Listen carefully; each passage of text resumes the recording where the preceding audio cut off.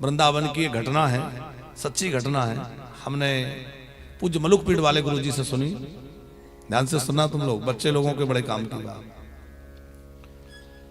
एक व्यक्ति गांव क्षेत्र में रहने वाला, और उसने ठाकुर जी की कथा सुनी, कन्हैया की चर्चा सुनी, उसके मन में दर्शन की लालसा जग गई। उसे लगा कि मैं किसी तरह कन्हैया के दर्शन करूंगा।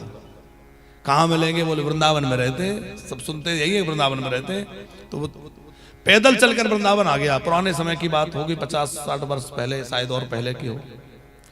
पैदल चल के वृंदावन आ गया। अब जहां देखो वहां जाके पूछता कि भैया श्री कृष्ण का दर्शन करना है। तो लोग मंदिरों को दिखा देते, कर लो दर्शन। बोले ऐसे नहीं, सामने मिलके करना है। अब कौन बताए? वो बेचारा सब में घूमता रहा, पर कहीं कुछ बात समझ में नहीं आई। शाम होने वाली थी, ठंडियों का समय था, जोर की ठंडी भी थी। उसको कोई ठग मिल गया। उसने सोचा कि ये तो भोला सा है, इसकी तो कुछ समझ में आ नहीं रहा, पर इसके पास जो थैला है, घड़ी है, कपड़ा है, कुछ ना कुछ तो मिल ही जाएगा। बोले चल मैं बताता हूं भगवान, मैं मिलाता हूं। चलो। तो लेके गए और यमुना जी में केसी घाट के यहाँ। बोले यमुना जी में चले जाओ। यमुना जी में चले गए, कपड़े उतार के रख दिए, घड़ी उतार के रख दी, सामान रख दिया। बोले सब यहाँ रखो और यमुना जी में चले जाओ। और यमुना जी में आंख बंद करके खड़े हो जाना इतने जल में, और जब तक मैं ना कहूं तब तक बाहर मत निकलना। वो तो ठग था। अब ये गोता लगा के वहां आंख बंद करके वो खड़ा हो गया, और वो ठग उनका सामान, घड़ी, कपड़ा सब लेकर के समेट के चला गया। अब वो रात भर खड़ा रहा, ठुठुर गया बुरी तरह, क्योंकि इतनी ठंडी जोर की वहां होती है, आप देखेंगे। ठंडा जल, पूरी रात्रि बिना कपड़ा। ठाकुर जी से रहा नहीं गया, क्योंकि उसका भाव बड़ा निर्मल था और गुरु के प्रति बड़ी निष्ठा थी। जब तक आंख नहीं खोलूंगा, जब तक गुरुजी नहीं कहेंगे, वो आंख खोल के भी नहीं देख रहा कि गुरुजी हैं कि गए, आंख भी नहीं खोली। तो ठाकुर जी से रहा नहीं गया, और आखिर में ब्रह्म बेला होने वाली हो गई, सवेरे का समय होने वाला था। ठाकुर जी आ गए। देख मैं कन्हैया, जिसका तू दर्शन करने के लिए परेशान था ना, देख मैं आ गया, आंख खोल। वो आंख ना खोल। क्यों आंख नहीं खोलता? बोले मेरे गुरुजी ने कहा है जब तक मैं ना कहूं तब तक आंख मत खोलना, जब तक गुरुजी नहीं कहेंगे मैं नहीं खोलूंगा। अरे बोले वो गुरुजी मुरुजी नहीं थे, वो ठग था, तेरा सामान लेके गया। उसने कानों पे हाथ रख लिया, राम राम राम। मेरे सामने मेरे गुरुजी की निंदा, मैं गुरुजी की निंदा नहीं सुन सकता। भगवान, अरे बाबरे समझ तो सही, मैं वही कृष्ण हूं जिसका दर्शन करने तू परेशान है, और वो कोई नहीं था, वो गया। वो बोला अच्छा प्रभु ये बतलाइए कि यदि आप सचमुच कृष्ण हैं तो आप दर्शन देने आए क्यों? उन्हीं गुरुजी के कारण तो आए। तो जिन गुरुजी के कारण दर्शन देने आए, जब तक वो नहीं कहेंगे तब तक मैं आंख खोलूंगा ही नहीं। आए तो उन्हीं के कारण हो, जब तक वो नहीं कहेंगे आंख नहीं खोलूंगा। श्री कृष्ण को लगा कि अब तो भैया उसको बुलाना ही पड़ेगा, इसकी निष्ठा बड़ी पक्की है। तो वो कहीं सो रहा होगा दूर जाकर के, अपना जहां होगा स्थान। भगवान उसके स्वप्न में गए और स्वप्न में जाकर कहा कि जल्दी पहुंच, वहां वो मरा जा रहा है, तू नहीं जाएगा तो मैं तेरा सब नष्ट कर दूंगा।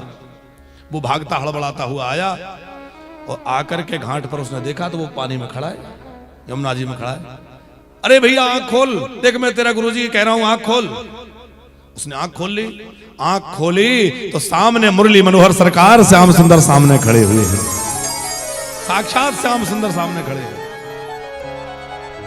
अब देखो उसको तो दर्शन हो रहा है, और उस ठग को दर्शन नहीं हो रहा। अब उसको क्यों होगा? ठग को लगा कि ये तो बड़ा भगवत भक्त था और मैंने इसके साथ छल किया। इसको तो दर्शन हो रहा है क्योंकि वो बेहबल हो रहा है, आंखों से आंसू बह रहे हैं, प्रेम में विभोर हो रहा है, सामने भगवान खड़े हैं। वो ठग बोला कि तुझे तो दिख रहे हैं, मुझे तो दिख ही नहीं रहे। वो चेला तो पक्का ही था। उसने कहा प्रभु यदि मुझे दर्शन दिया है तो जिन गुरुजी के कारण दर्शन दिया है आपको उन्हें भी दर्शन देना पड़ेगा। भगवान बोले अरे बाबरे ये चोर है, इसको क्यों दर्शन दूं? इसने क्या सत्कर्म किया है? बोले इसने ये सत्कर्म किया है कि मेरे को आपसे मिला दिया है और आपको मुझसे मिला दिया है। ये तो काम किया है। अपात्र अयोग्य होते हुए भी उस व्यक्ति को भगवान का दर्शन वहां हुआ। तो किसकी निष्ठा? उस शिष्य की निष्ठा। अब आप विचार करो, वो गुरुजी क्या गुरुजी थे, लेकिन शिष्य की निष्ठा। लेकिन बच्चों ध्यान रखना, ऐसे नहीं हर किसी को गुरुजी बना के फिर ऐसे आंख बंद करके बैठ जाओ। हाँ, अब तो जमाना और बड़ा विचित्र आ गया है। पर हां, पहले खूब सोच विचार के निश्चित करो, और जब एक जगह श्रद्धा टिक जाए तो फिर दृढ़ भरोसा, फिर भरोसे में कमी नहीं। तो ध्रुव जी महाराज के ऊपर माँ बाप, माँ का आशीर्वाद है, गुरु जी की कृपा है, और चौथा कारण था कि उनके पिछले जन्म का संस्कार। आपने कथा सुनी होगी कि पिछले जन्म में ध्रुव जी जो है एक बड़े तपस्वी थे, महात्मा थे, तपस्या कर रहे थे, इनको भगवत प्राप्ति का समय नजदीक था। और एक बार ऐसा संयोग बना कि किसी राजा की शाही यात्रा निकल रही थी। राजा के उस वैभव को देख करके इनके मन में आया कि अरे इतना भोग विलास, इतनी बड़ी व्यवस्था, तमाम सेवक लगे हैं, तमाम व्यवस्था लगी है। अरे बोले राजाओं के भी बड़े ठाट बाट हैं, हम लोग तो बाबाजी ठहरे। अब भगवान ने सोचा कि यदि ये मुक्त हो गया तो ये भाव इसका मन में ही छुपा रह जाएगा, दबा रह जाएगा कि राजाओं के बड़े ठाट बाट है। एक बार राजाओं का ठाट बाट इनको मिलना चाहिए। तो उनकी जब मृत्यु हुई तो वो राजा के यहाँ जाकर जन्म लिए, और भगवान ने पहले उनको राजगद्दी प्रदान करी, और उन्होंने 36,000 वर्षों तक राज्य भोगा। ध्रुव जी 36,000 वर्ष राज्य किए, और कहा कि पहले वो भोगो, क्योंकि जो भाव हम भगवान से रखते हैं भगवान उसको अवश्य पूर्ण करते हैं। कोई जल्दी हो जाता है, कोई देर में होता है। तो ध्रुव जी महाराज भगवत प्राप्ति किए। भगवान ने कहा कि देखो पहले राज्य सुख भोगो, बाद में तुम्हें ध्रुव पद की, ध्रुव लोक की प्राप्ति होगी।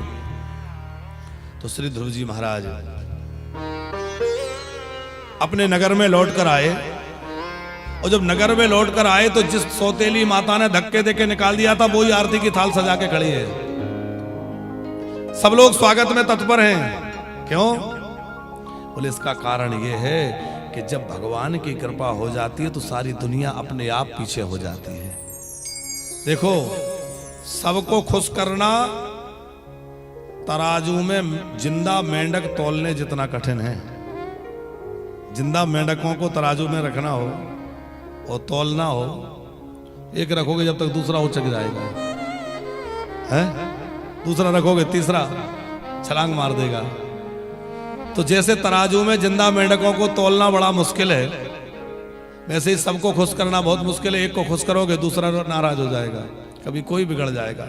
समाज में ये सब चलता रहता है। लेकिन भैया यदि आपने भगवान को खुश कर लिया है तो सारी दुनिया आपके अनुकूल हो जाएगी, सब अपने आप आपके अनुकूल हो जाएगी।